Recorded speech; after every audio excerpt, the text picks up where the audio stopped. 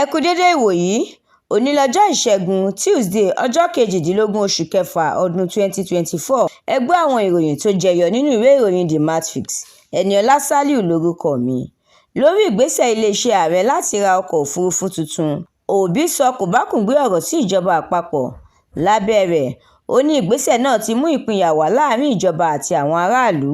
Ó tó àkókò fún àwọn olóṣèlú láti fi òpin sí ìwà ìnákúnàá kí wọ́n fi gbogbo ọkàn wọn sí ohun tí àwọn aráàlú nílò. Ó ní ìjọba gbọ́dọ̀ wá ọ̀nà míì tó tọ́ láti ṣe àmúlò àwọn nǹkan ìlú lọ́nà tó mú ọgbọ́n dání. Wàhálà míì tún ti bẹ́ sílẹ̀ lágbọn òṣèlú ní ìpínlẹ̀ Rivers pẹ̀lú bí ìforígbárí tún ṣe bẹ́ sílẹ̀ láàrin Fubara àti àwọn alága ìjọba ìbílẹ̀. Lábẹ́ rẹ̀, àwọn ọ̀dọ́ tí inú ń bí yabo ilé ìjọba.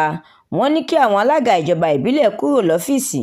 Àwọn ọlọ́pàá ṣe ìkìlọ̀ fún àwọn tó ń dá wàhálà sílẹ̀. Àwọn tó ní ọkọ̀ òfurufú agbérapá 100 ni wọn yóò fojú winá àṣẹ ìjọba àpapọ̀ pẹ̀lú bí ìjọba ṣe béèrè fún ìwé àṣẹ wọn. Òní ni ààrẹ Tinubu yóò tẹkọ̀ òfurufú létí lọ sí orílẹ̀-èdè South Africa láti kópa níbi ayẹyẹ Ramaphosa. Àìbalẹ̀ ọkàn bẹ́ sílẹ̀ ní ìpínlẹ̀ Ondo pẹ̀lú bí ọmọ ilé ẹ̀kọ́ onípele 5 ṣe gbẹ̀mí ara rẹ̀ lẹ́yìn tó dé láti ìṣọ́ òru.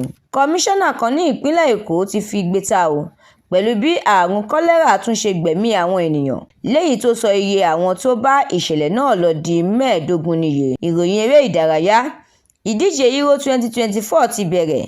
Orílẹ̀-èdè Belgium àti Ukraine fìdí rẹmi nínú ìfẹsẹ̀wọnsẹ̀ wọn àkọ́kọ́ nígbà tí orílẹ̀-èdè France bẹ̀rẹ̀ pẹ̀lú ìjáwé olúborí. Ọ̀pọ̀lọpọ̀ ìròyìn lóríṣiríṣi ló sodo sínú ìwé ìròyìn The Matrix tó jáde lónìí. Ẹ lè jẹ̀gbádùn ẹ̀ síwájú sí i nípa dídarapọ̀ lórí Facebook, Instagram, TikTok, YouTube àti X. Àdúràmọ́mi Balógun ló ṣòǹgbùfọ̀ ìròyìn yìí. Ẹniọlá Sàlíù lórúkọ mi.